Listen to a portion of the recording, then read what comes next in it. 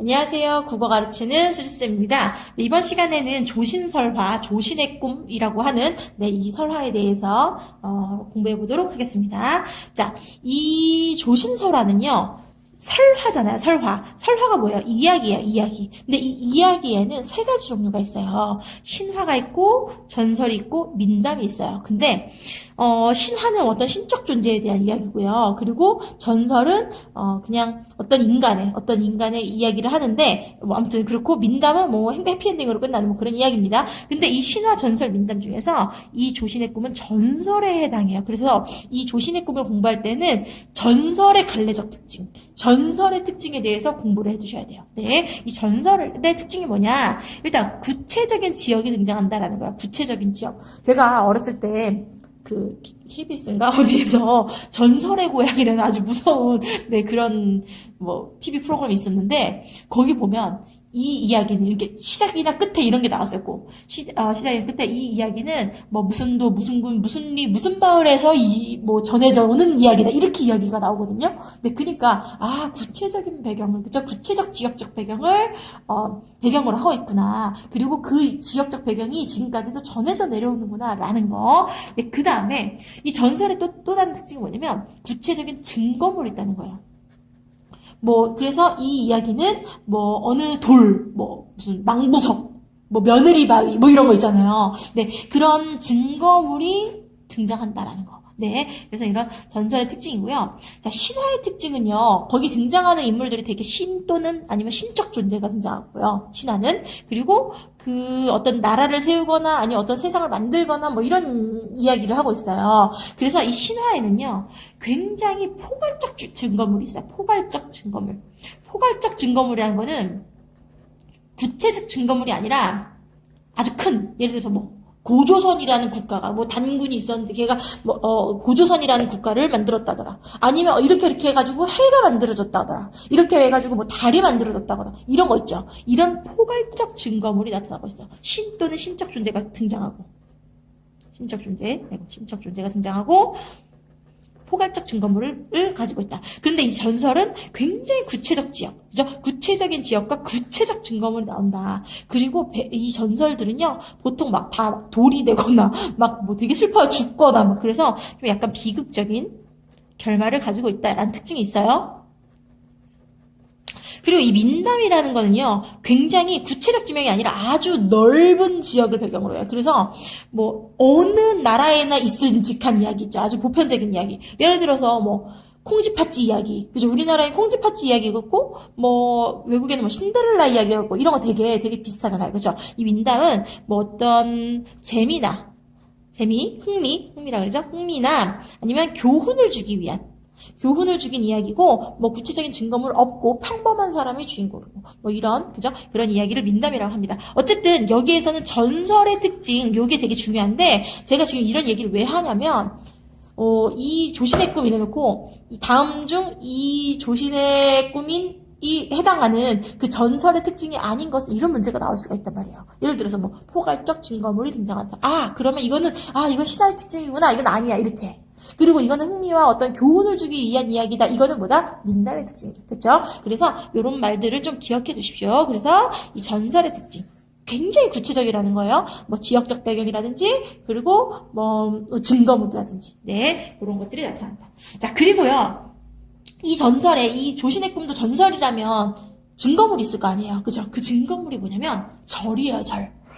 정토사라는 절이 있는데 그 절이 만들어지게 된 배경을 나타내거든요. 그렇게 절이 만들어지게 된 이야기, 절이 이러한 과정에서 만들어졌다라는 이야기를 뭐라고 하냐면 사원연기설화라 그래요. 사원연기설화. 다른 말로 사찰연기설화라고도 해요. 어쨌든 절이 만들어지게 된 그런 절이 만들어지게 된 이야기를 하고 있다.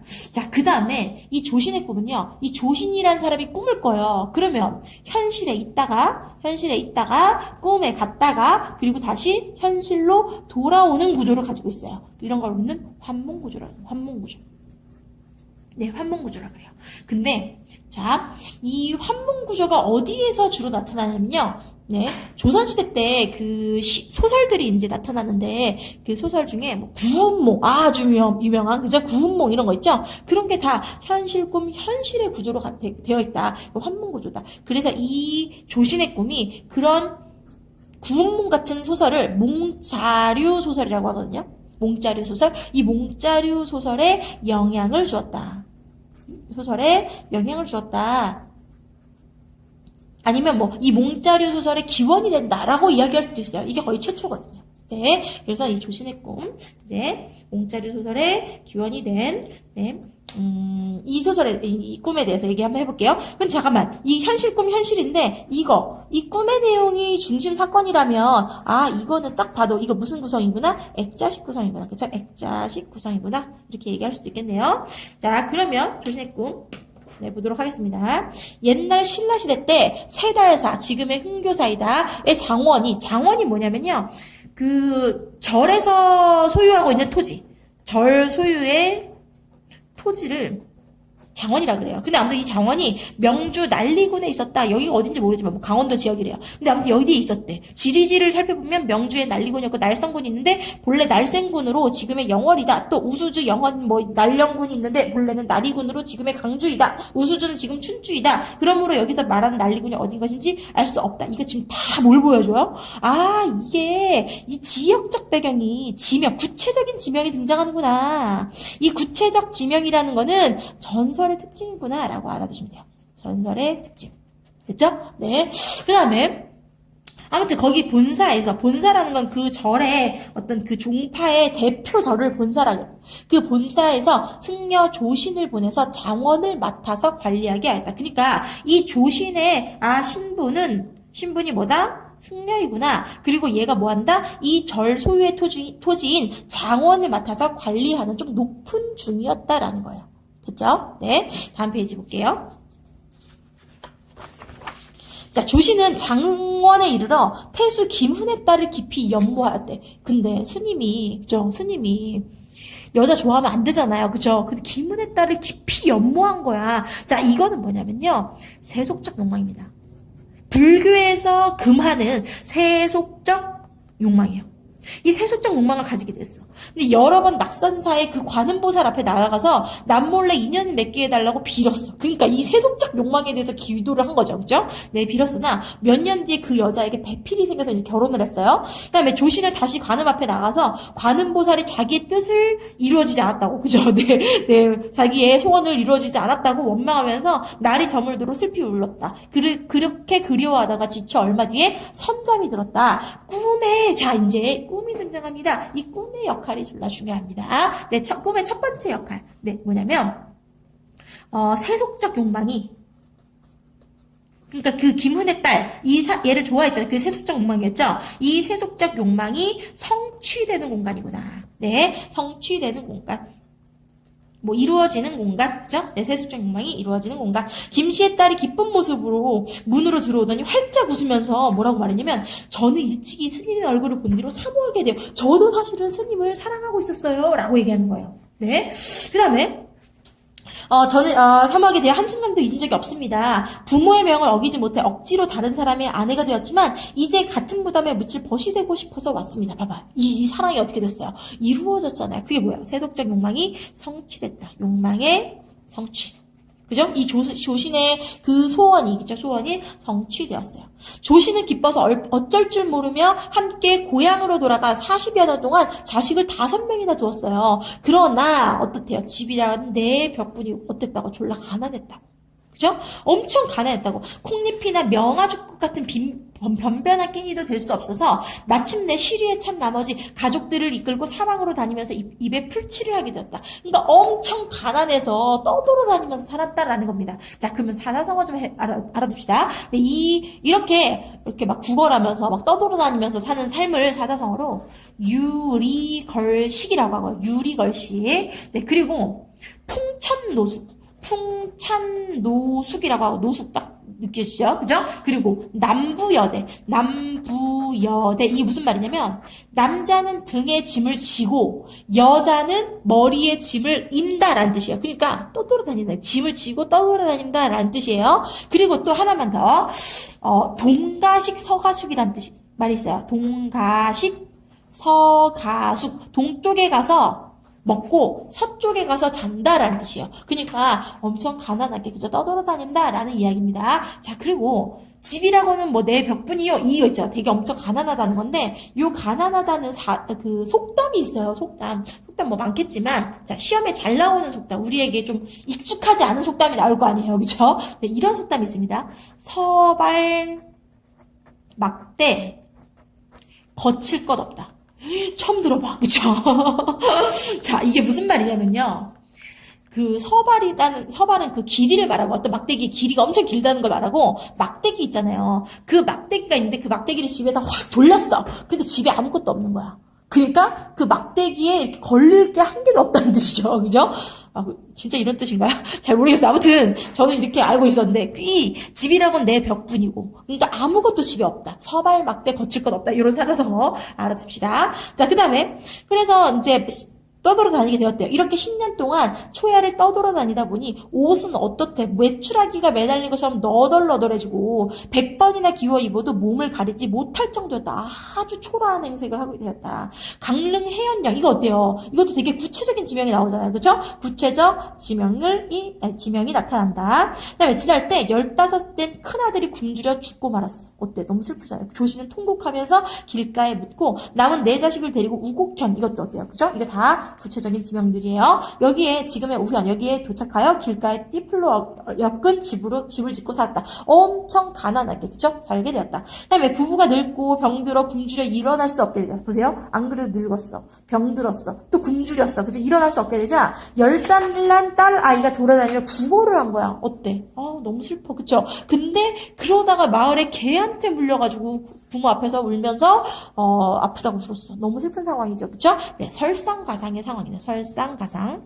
나쁜 일에 나쁜 일이 더하다 란 뜻이에요. 네, 아무튼 그래서 부모는 탄식하며 하염없이 눈물을 흘렸다. 부인은 눈을 씻더니 갑자기 말했다. 내가 당신을 처음 만났을 때 얼굴도 아름답고 꽃다운 나이에 옷차림도 깨끗했어요. 과거는 어땠다고? 플러스였다고. 그쵸? 근데 한 가지 맛있는 음식이라도 당신과 나누어 먹었고 몇 자 되는 따뜻한 옷감이 있으면 당신과 함께 입었어. 집을 나와 산 지 50년 동안 정부는 가까워졌고 은혜와 사랑은 깊었으니 두터운 인연이라고 할 수 있어. 우리의 사랑은 이 인연이라고 할 수 있는데 그러나 몇 년 이래로 쇠약해져 병이 날로 더 심해지고 굶주림과 추위도 날로 더해오는데 어때요? 지금 완전 그죠? 설상가상의 상황이라 그랬죠? 겹방살이에 하찮은 음식조차 빌어먹지 못한 채 이 집 저 집 구걸하며 다니는 부끄러움은 산과 같이 무겁습니다. 구걸하는 아까 전에 사자성어 했죠? 그 다음에 아이들은 추워 떨고 굶주려도 돌봐줄 수 없는데 어느 겨를의 사랑을 튀어 부부의 정을 즐기겠습니까?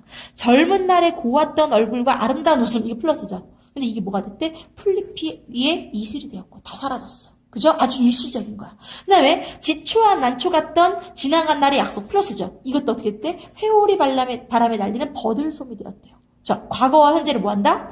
과거는 플러스였는데 현재는 마이너스다. 그래서 대조하고 있다. 됐죠? 그리고 이 현재의 상황을 비유적으로 들어야죠. 풀잎 위에 이슬이라든지 회오리 바람에 날리는 버들솜이라든지. 됐죠? 당신은 내가 있어서 근심이 쌓이고 나는 당신 때문에 근심거리만 많아지니 곰곰이 생각해보면 옛날의 기쁨이 바로 근심의 시작이었던 것입니다. 당신이나 나나 어째서 이 지경이 되었는지요. 여러 마리의 새가 함께 굶주리는 것보다 짝 잃은 난새가 거울을 보면서 짝을 그리워하는 것이 낫지 않겠습니까? 그게 무슨 말이에요?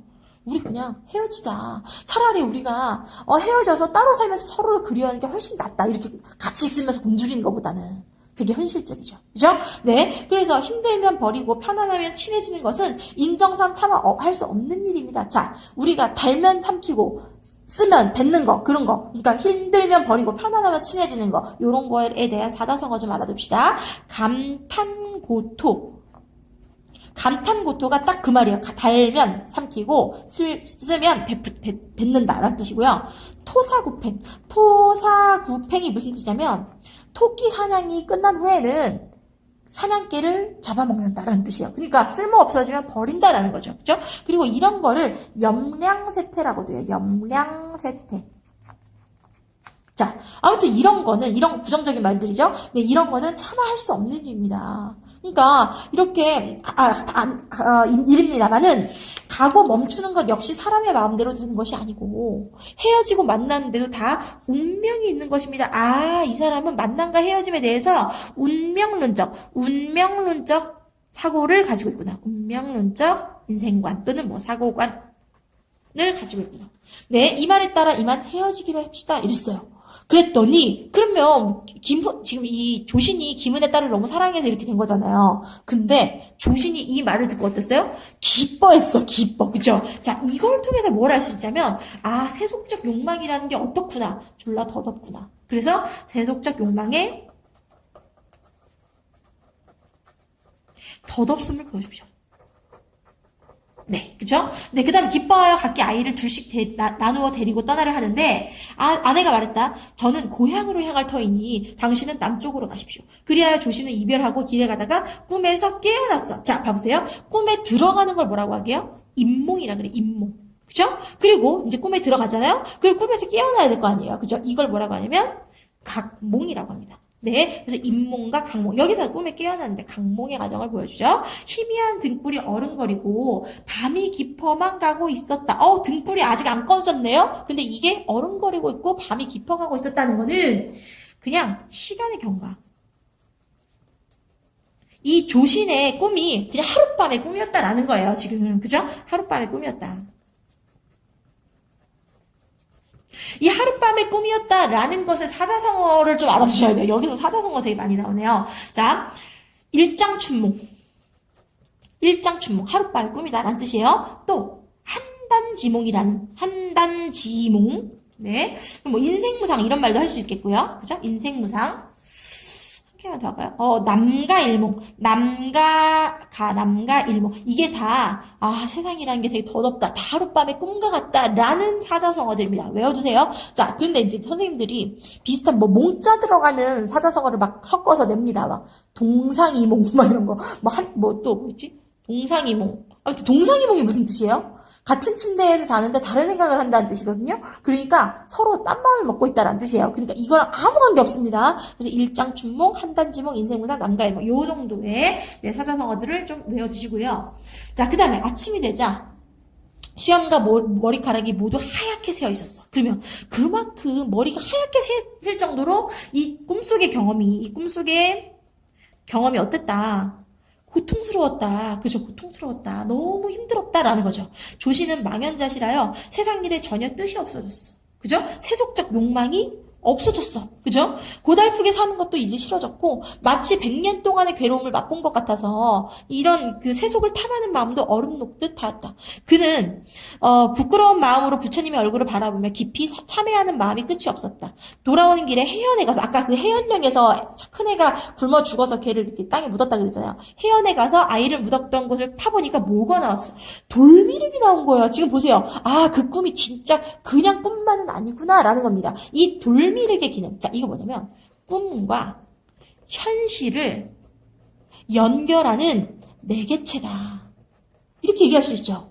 그쵸? 꿈에서 아이를 묻었는데 그 아이가 이제 현실에서 파보니까 돌미륵이 나왔다더라. 됐죠? 그래서 돌미륵이 나왔다. 물로 깨끗이 씻어서 가까운 절에 모시고 그 서울로 돌아와 장원을 관리하는 직책을 사임하고. 됐죠? 그러니까 모든 욕망들, 모든 자기가 가진 것들을 다 버리고 개인 재산을 털어서 사제라 그러거든요. 사제. 그 개인 재산을 털어서 정토사라는 절을 지었다라는 겁니다. 아까 전에 제가 그 전설의 특징은 뭐가 있다 그랬어요. 구체적인 증거물이 있다 이렇게 얘기했죠. 증거물. 그쵸? 이 구체적인 증거물이 바로 이 정토사라는 절이라는 거예요. 그리고 절을 만든 이야기, 절이 만들어진 어떤 이야기, 내력을 밝히는 이야기, 그거를 사원연기설화. 또는 사철연기설화라 그랬죠? 네, 같은 말입니다. 네, 어쨌든 이 정토사라는 건 이걸 보여준다. 그렇죠? 이건 전설이다라는 거. 그 다음에 그 후에 아무도 조신의 종적을 알지 못했다라는 겁니다. 자, 그러면 여기에서 다시 한번 앞으로 가볼게요.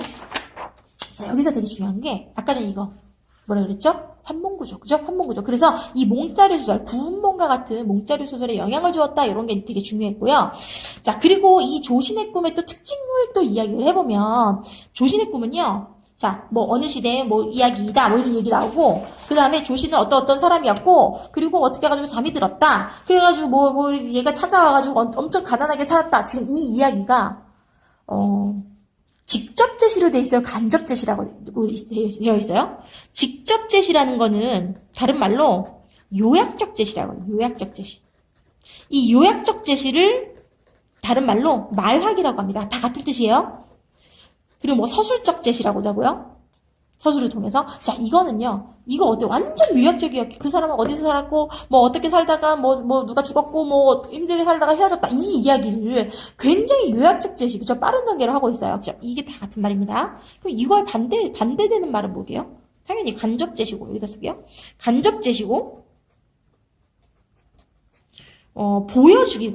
보여주기. 아까 말하기라 그랬죠, 쟤는? 그리고 극적 제시라고도 하고요. 극적 제시. 대화 행동을 통해 보여준다. 극적으로 보여준다. 해서 극적 제시라고도 하고요. 네, 이렇게 얘기합니다. 그런데 얘는, 지금 이 조신의 꾸름은 대부분 다 직접 제시와 요약적 제시, 말하기, 서술의 방식으로 되어 있다라는 거. 이거 기억하셔야 됩니다. 네, 그래서 굉장히 빠른 전개로, 그죠? 막 쭉 빨리 전개됐죠.